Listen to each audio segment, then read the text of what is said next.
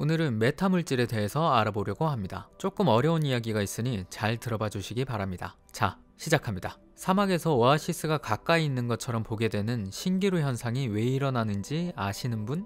아마 많이 들어보셨겠지만 그 이유는 빛의 굴절 때문입니다. 빛은 밀도가 다른 공기층을 지날 때 밀도가 높은 쪽으로 휘어지죠. 햇빛으로 사막의 지면에 가까운 공기는 뜨거워지면서 위로 올라가려고 하고 밀도가 낮아집니다. 반면에 지면에서 떨어진 위쪽 공기는 상대적으로 차갑고 밀도가 높죠. 아래쪽으로 향하던 빛이 위쪽으로 굴절되면서 실제보다 가까이 있는 것처럼 보이게 되는 것이죠. 빛이 이렇게 굴절되는 이유는 빛이 어떤 물질의 내부를 지나가느냐에 따라 각 물질의 내부에서의 빛의 속도가 달라지기 때문입니다. 이걸 멋진 말로 정리하면 빛은 두 지점 간의 가장 빠른 광경로, 즉 최단 시간의 경로를 통과하여 지나간다 라고 정리할 수 있죠. 유명하기로 유명한 프랑스 수학자 페르마가 한 말입니다. 빛의 속도가 진공 상태일 때와 얼마나 다른가를 나타내는 것이 굴절률입니다. 굴절률을 결정짓는 요인을 살펴보면 유전율과 투자율에 의해 결정됩니다. 뭔가 점점 어려워지는 것 같은데 차근차근 살펴보겠습니다. 우선 빛에 대한 설명이 필요할 것 같은데 맥스웰이 설명한 전자기파를 살펴봐야 합니다. 빛 또한 전자기파의 일종으로 전기장과 자기장을 가지게 되죠. 전기장은 전하를 띤 물체 사이에, 자기장은 자석과 같은 물체 사이에서 서로 힘을 주고받는 현상을 기술하는 물리량입니다. 외부에서 가해진 전기장과 자기장에 따라 물질의 반응 정도를 나타내는 값이 유전율과 투자율입니다. 유전율을 조금 더 자세히 설명해보면 물질들은 원자로 이루어져 있고 원자들은 양전하를 가진 원자핵과 음전하를 가진 전자들로 이루어져 있습니다. 외부에서 전기장이 주어지면 전자는 반대 방향으로 힘을 받게 되죠. 이렇게 원자 내에서 전자들이 치우쳐 분포하는 분극이 일어나면 원래 전기장과 반대 방향으로 새로운 작은 전기장이 내부에서 생성될 겁니다. 이렇게 외부 전기장에 대한 물질의 전기적 반응을 표현하기 위해 고안된 양이 유전율이라 할 수 있습니다. 이제 투자율을 알아보죠. 나침반을 여러 개 두고 자석을 근처에 가져가면 한 방향으로 정렬하게 되는 모습을 볼 수 있습니다. 물질에 따라서 내부의 자석이 자기장에 반응하여 앞에 나침반처럼 정렬을 하게 됩니다. 이렇게 외부 자기장에 의해 얼마나 잘 반응하는지를 표현하기 위해 고안된 양이 투자율이라 할 수 있습니다. 쉽게 정리하면 외부에서 가해진 전기장과 자기장에 따라 물질의 반응 정도를 나타내는 값이 유전율과 투자율입니다. 다시 빛의 굴절률로 돌아와서 굴절률은 루트 유전율 곱하기 루트 투자율로 나타낼 수 있습니다. 진공이 아닌 매질에서의 빛의 속도는 빛의 속도 나누기 굴절률로 나타낼 수 있죠. 빛도 전자기파의 일종이기 때문에 어떤 물질로 들어가면 그 물질과의 반응을 통해 전기장과 자기장이 변하게 됩니다. 그렇게 되면 유전율과 투자율이 달라지면서 굴절률이 달라지고 빛의 속도가 달라지게 되는 것이죠. 막대기를 물이 담긴 유리컵에 넣으면 꺾인 것처럼 보이는 것이 이렇게나 어렵고 심오하고 들었는데 잘 모르겠는 내용에 의해서 일어나는 일입니다. 이렇게 유전율과 투자율을 조절하면 빛을 굴절시킬 수 있고 방향을 조절할 수 있게 되는 거죠. 그런데 자연에서 발견되는 물질은 굴절률이 항상 양의 값을 가지고 있습니다. 하지만 굴절률 공식을 놓고 보면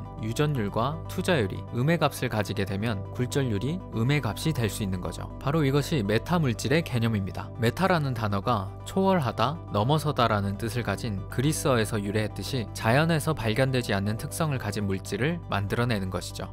굴절률을 가진 메타 물질을 만들면 막대가 반대로 꺾여 보이게 되는 것이죠. 물론 이 사진은 실제 사진은 아니고 그래픽으로 만든 예시입니다. 빛을 마음대로 굴절시킬 수 있다면 투명 망토를 만드는 것도 가능하겠죠? 우리가 물체를 본다는 것은 빛이 물체에서 반사되어 눈에 들어오는 것인데 메타 물질은 빛을 휘어지게 만들어 마치 그곳에 물체가 없는 것처럼 보이게 할 수 있는 것이죠. 그런데 조금 더 생각해보면 투명 망토 내에 있는 사람에게도 빛이 닿지 않기 때문에 밖을 볼 수 없게 됩니다. 그래서 밖에서는 투명하게 보이는데 안에서는 밖을 볼 수 있는 메타 물질도 연구되고 있다고 하네요. 또 빛만 매질이 바뀔 때 굴절하는 것이 아니라 소리나 열도 특성에 따라 굴절합니다. 소리나 열에 대한 메타 물질도 생각할 수 있는 것이죠. 그걸 어디에 쓸 수 있을까 생각해보면 스텔스 기술에 쓸 수 있겠죠. 광 메타 물질로 덮인 스텔스기를 상상해보면 빛을 굴절시켜서 눈에 보이지 않고 레이더 전파를 굴절시켜서 레이더망에 포착되지 않겠죠. 음향 메타 물질로 이루어진 잠수함은 소나를 굴절시켜서 탐지되지 않을 것입니다. 물론 아직은 완성된 기술은 아닙니다. 언젠가는 그렇게 될 수도 있다는 것이죠. 우리가 상상하는 만큼 기술이 발전하려면 아직 많은 연구가 이뤄져야 합니다. 광 메타 물질의 가능성을 이론적으로 밝힌 건 1968년 러시아 과학자 베셀라고인데 50년이 지난 하지만 지금도 메타물질을 개발하기 위한 연구가 활발히 이뤄지고 있습니다. 그렇다고 메타물질이 불가능한 기술까지는 아닙니다. 2015년 미국 버클리대 샹장 교수는 메타카펫이라는 것으로 물체를 덮어 그 물체가 보이지 않게 하는 실험에 성공했습니다. 그럼 이제 된 거 아닌가 하실 수도 있겠지만 이 실험에 사용된 메타물질은 우리 눈으로는 보기 힘든 나노미터 크기입니다. 우리 몸을 덮을 만한 망토 크기로 만들려면 어마어마한 돈이 들겠죠. 아직은 투명 망토보다 벽 뒤에 숨는 게 더 나은 방법인 것 같습니다. 다른 분야로 넓혀보면 음향 메타물질로 소리를 굴절시켜서 층간소음도 줄일 수 있을 것이고, 조금 더 크게 상상해보면 지진파에 대한 메타물질로 지진파를 굴절시켜서 건물을 보호하는 기술도 가능하겠죠. 이런 메타물질에 대한 연구를 통해 키스트에서는 메타물질을 활용한 인공망막을 개발했고, 한국표준과학연구원에서는 수중에서 음파가 반사되지 않고 투과되는 메타물질을 개발했죠. 메타라는 단어가 뛰어넘다라는 뜻을 가진 것처럼 연구가 지속적으로 이뤄지면 자연의 물성만을 뛰어넘는 것이 아니라 우리의 상상을 뛰어넘는 메타물질도 만들어지지 않을까 기대해봅니다.